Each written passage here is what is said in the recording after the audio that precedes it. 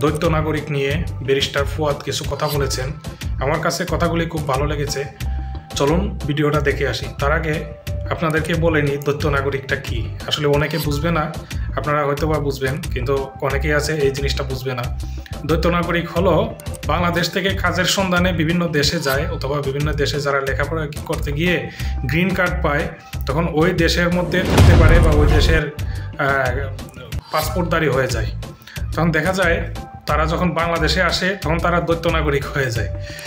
তো তারা যখন দ্বৈত নাগরিক হয়ে যায় তখন বাংলাদেশের মধ্যে তারা অনেকেই বলতেছে যে এটা কাজ করতে পারবে না। তারা উপদেষ্টা থেকে অনেকেই আছে যারা বর্তমান সরকারের অধীনে দ্বৈত নাগরিক হয়ে কাজ করতেছেন।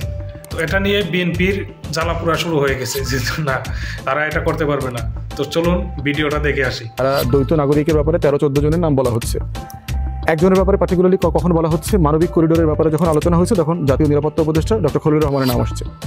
প্রথম কথা হচ্ছে উনি আমেরিকান সিটিজেন না, গ্রিন কার্ড হোল্ডার। আমি পার্সোনালি ওনাকে বহু বছর থেকে চিনি।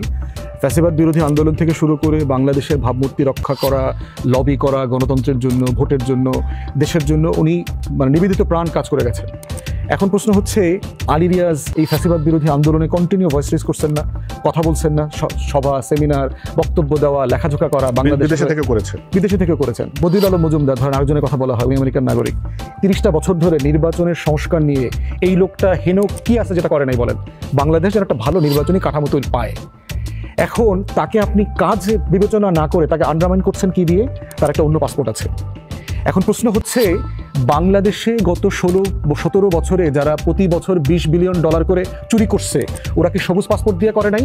ওরা কি সব লাল পাসপোর্ট দিয়ে করছে? শেখ মুজিব যে 4র্থ সংশোধনী করলো, বাকশাল করলো, শেখ মুজিবের কোন রঙের পাসপোর্ট ছিল? জাসদের 30,000 নেতাকর্মীকে যারা হত্যা করছে, সিরাজ শিকদার সহ, ওরা কোন পাসপোর্ট দিয়ে হত্যা করছে? বাংলাদেশে যারা 800 আয়নাঘর বানাইছে গত 16 বছরে, গুম খুন, 6,500 মানুষকে আপনার ক্রসফায়ারে মেরে ফেলছে, ওরা কোন পাসপোর্টধারী ছিল? প্রশ্ন হচ্ছে যে আপনি একটা মানুষকে দেখবেন তার কাজের উপরে ভিত্তি করে, যে এই লোকটা দেশের জন্য কাজের কিনা, সৎ কিনা, দেশপ্রেমিক কিনা। আপনার তো সারা দুনিয়া দেখেন, চায়না, মালয়েশিয়া, সিঙ্গাপুর কি করেছে? ইনভাইট করছে সারা দুনিয়াতে যে তারা তোমরা যে দেশে আছো, এক্সপার্ট, ইউনিভার্সিটি টিচার, বিজ্ঞানী, ডাক্তার, তোমরা দেশে ফিরে আসো, দেশের উন্নয়নে কাজে লাগাও। একটা মানুষ বাংলাদেশ থেকে চলে গেছে, তো বাংলাদেশের লজ্জার ব্যাপার। আমাদের অন্য দেশের মানুষরা তো অন্য দেশে যায় না। আমেরিকার লোকরা কি কাজ করার জন্য মালয়েশিয়া আসে? বাংলাদেশের লোকদের যাইতে হয় কেন? এটাই তো রাষ্ট্র আকারে আমার লজ্জার ব্যাপার। সেই মানুষটা বৈধ অবৈধভাবে আরেক দেশে গিয়ে ক্যারিয়ার তৈরি করছে, সেটেল হয়েছে, সুবিধার মতো তারা সে নাগরিক হয়েছে, সমস্যাটা কোথায়? সে যখন টাকা পাঠায়, রেমিটেন্স পাঠায়, তখন আপনি বলে দেন কিনা, এনবিআর, বাংলাদেশ ব্যাংক বলে কিনা যে তুমি দ্বৈত নাগরিক, তোমার টাকা আমি নিব না। সে যখন বাংলাদেশে এফডিআই নিয়ে আসে, ইনভেস্ট করতে চায়, তখন আপনি বলেন কিনা যে তুমি দ্বৈত নাগরিক, তোমার ইনভেস্টমেন্ট নেব না। সে যখন বাংলাদেশে প্লট ফ্ল্যাট কেনে, আত্মীয় স্বজনকে লেখাপড়ার জন্য টাকা পাঠায়, চ্যারিটি পাঠায়, মসজিদ, মাদ্রাসা, মন্দির করে, তখন আপনি বলেন কিনা যে তুমি দ্বৈত নাগরিক, তুমি বাংলাদেশের ডেভেলপমেন্টের জন্য কাজ করতে পারবে না। সেটা তো বলেন। তাহলে তার আপনি সকল ফ্যাসিলিটি নেবেন, সে যখন আপনার হয়ে দুনিয়াতে গণতন্ত্রের জন্য র্যালি করবে, লিখবে, বলবে, লবি করবে, তখন আপনি অ্যাপ্রিসিয়েট করবেন। রাষ্ট্রের একটা পদে থেকে রাষ্ট্রকে সার্ভ করতেছে, এটাকে আপনি অ্যাপ্রিসিয়েট করছেন না। মানে এই ডিসকোর্সটা দেখুন শুরুই করেছে কিন্তু পার্টিকুলারলি ইন্ডিয়ান মিডিয়াতে আসছে। খলিলুর রহমানকে দিয়ে, আলী রিয়াজকে দিয়ে, বদিউল আলম মজুমদারকে দিয়ে সুন্দর সুন্দর হেডলাইন করছে ইন্ডিয়ান মিডিয়াগুলোতে, যে দ্বৈত নাগরিক খায় ফেলতেছে, এই সেই। কীভাবে করতেছে দেখেন। আমেরিকান নাগরিক জাতীয় নিরাপত্তা উপদেষ্টা হইতেছে, সে মানবিক করিডোর দিচ্ছে এখানে যুদ্ধ করার জন্য।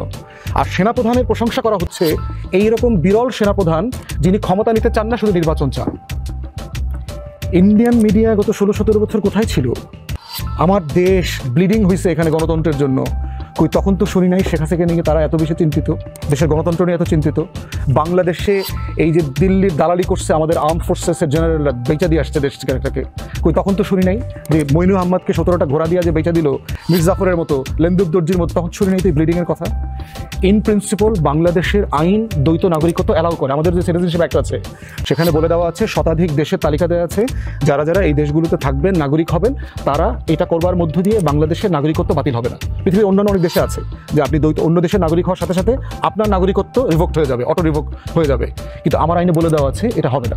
তাহলে আপনার আইন তো দ্বৈত নাগরিকত্ব অ্যালাউ করে আপনাকে, তাহলে যেটা আপনার দেশের আইন অ্যালাউ করে সেটা আপনার করতে সমস্যাটা কোথায়? সেটা করবার কারণে সে আবার অপরাধী হইল কেন? এরপরে হচ্ছে আবার দেখেন আমাদের সংবিধানে একটা বলে দেওয়া আছে দ্বৈত নাগরিক হলে এমপি হতে পারবে না। কেন পারবে না? কেন পারবে না? লুকায়া চুকায়া হইতেছে না? আপনি এটা ঠেকাইতে পারবেন? এই যে হাসিনা আমলের কত জেনারেল তারেক আহমেদ সিদ্দিকী অন্য দেশের নাগরিক না? তখন তো এই আলোচনা আসে নাই। তাহলে খলিলুর রহমান ধরেন আমেরিকান সিটিজেন, সমস্যা কি? এই আলোচনাটা খলিলকে নিয়ে কেন হইতেছে, তারেক আহমেদ সিদ্দিকীকে নিয়ে কেন হয়নি? আপনি যখন নীতি আলোচনা করবেন, মশিউর রহমানকে নিয়ে আলোচনা করতে হবে, গওহর রিজভির সিটিজেনশিপ নিয়ে আলোচনা করতে হবে, হাসিনার পুরা পরিবার যে এই যে ব্রিটিশ আমেরিকান সিটিজেন, এদেরকে নিয়েও তো তখন আলোচনা হয়নি। এদেরকে তো আলোচনা হয় না এদের দ্বৈত নাগরিকত্ব নিয়ে। বাংলাদেশে শেখ মুজিবের চাকর বাকর পর্যন্ত প্রোটেকশনের আইন করা হয়েছে শেখ মুজিবের, আপনি হাসিনার সময় আপনার মনে থাকার কথা, যে তাদেরকে এসএসএ প্রোটেকশন দেওয়া হবে নাতি নাতনি পর্যন্ত। তাহলে তখন কি আমাদের সাংবাদিকরা, আমাদের যারা বুদ্ধিজীবীরা ছিল তখন ছিল কিনা যে দ্বৈত নাগরিকরা এই সুবিধাগুলো পাইতে পারবে না? তখন তো আলোচনা হয়নি। জয় পুতুলরা যখন দেশে আসতো আমরা দেখছি তো গাড়ি, প্রাইম মিনিস্টারের মতো আপনার ভিআইপি প্রোটোকল দিয়েছে রাষ্ট্র, ট্যাক্স পেয়ারদের টাকা দিয়েছে না? আমরা ওটা পছন্দ করি না, আমরা ওটা চাই না। কিন্তু আমার প্রশ্ন হচ্ছে, একটা কাগজের রং কি লাল, নীল, সবুজ, সেটা দিয়ে একজন মানুষের দেশপ্রেমকে আপনি জাজ করতে পারবেন না। অতএব যে মানুষ আমার যে দেশে আছে, ওই মানুষগুলোকে আমি দেশের কাজে লাগাইতে চাই। এই লাগানোর ক্ষেত্রে যেখানে ব্যারিয়ার আছে, এই ব্যারিয়ারগুলো তুলে ফেলতে হবে। দ্বৈত নাগরিকত্বের যে প্রভিশন আছে, এমপি হতে পারবে না, তুলে ফেলেন, কি সমস্যা? সর্বোচ্চ আপনি 1-2 পদের জন্য রাখতে পারেন, প্রেসিডেন্ট, প্রাইম মিনিস্টার, বাকি সব কাজে রাখেন। আর প্লাস হচ্ছে, আপনি যে জিনিসটা সার্ভেলেন্স করতে পারবেন না, আপনি সেটা ম্যানেজ করবেন কিভাবে? বরং আপনি যদি জানেন যে আপনার 30 জন এমপি ব্রিটিশ আমেরিকান সিটিজেন, আপনি তো সার্ভেলেন্স করতেও সুবিধা হবে। কিন্তু আপনি তো চুরি করা, লুকানো তথ্য দিয়ে তো মানুষ এমপি মন্ত্রী হয়েছে, সেই 53 বছর থেকে হচ্ছে। এতক্ষণ কষ্ট করে এই ভিডিওটি দেখার জন্য আপনাদের সকলকে অসংখ্য ধন্যবাদ।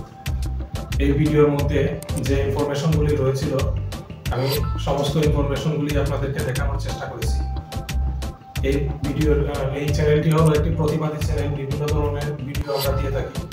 সুতরাং আমাদের চ্যানেলটিকে সবাই সাবস্ক্রাইব করবেন এবং যারা ফেসবুকে দেখবেন তারা একটি ফলো দিয়ে দেবেন, ভিডিওটিকে একটি লাইক দিবেন এবং কমেন্টসে আপনারা আপনাদের মতামতগুলি অবশ্যই জানাতে ভুলবেন না। আপনাদের সকলকে অসংখ্য ধন্যবাদ।